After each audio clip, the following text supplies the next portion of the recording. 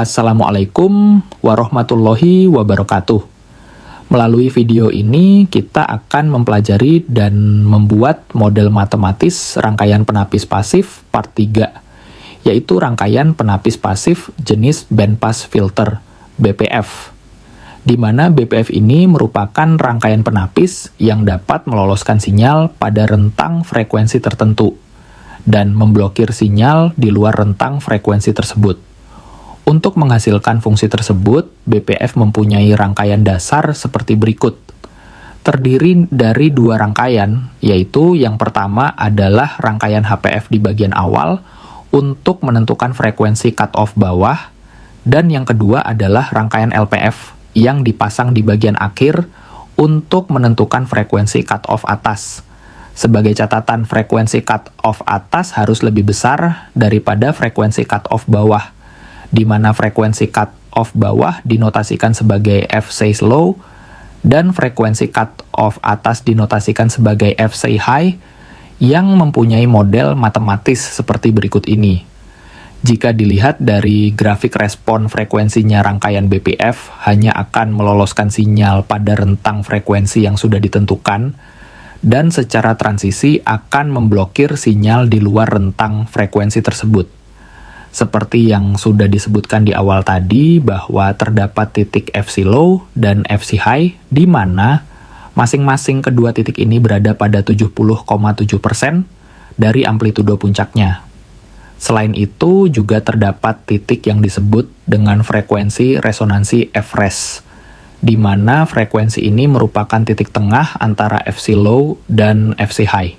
Frekuensi resonansi akan terjadi ketika efek dari rangkaian HPF dan LPF seimbang, yang dimodelkan secara matematis seperti berikut ini. Dalam model matematis rangkaian BPF, untuk memodelkan pemblokiran sinyal berfrekuensi rendah dan sinyal berfrekuensi tinggi, maka kita membutuhkan dua kondisi yang dimodelkan seperti berikut ini.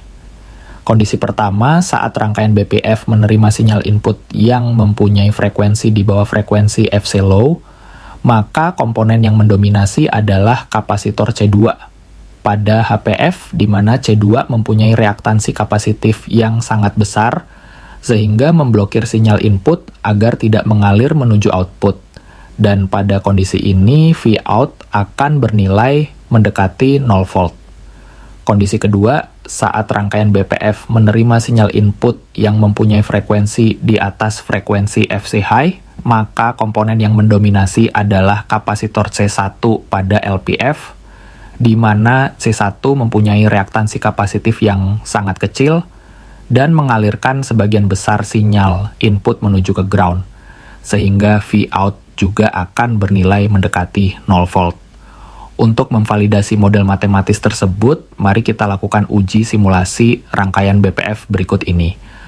Melalui domain frekuensi, terlihat bahwa rangkaian ini dapat meloloskan sinyal input yang mempunyai rentang frekuensi 20 Hz hingga 20 kHz, dan secara transisi memblokir sinyal input di luar rentang frekuensi tersebut.